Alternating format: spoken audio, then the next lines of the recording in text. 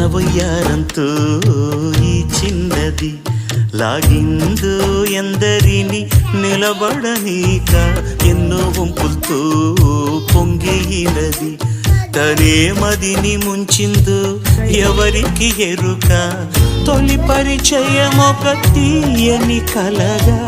నిలిపిన హృదయమే సాక్షిగా ప్రతి జ్ఞాపకం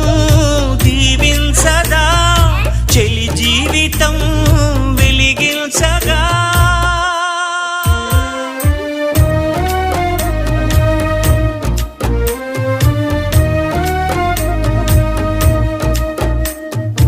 అల్లంత దూరాల తారక కళ్ళెదుట నిలిచింద ఈ తీరుగా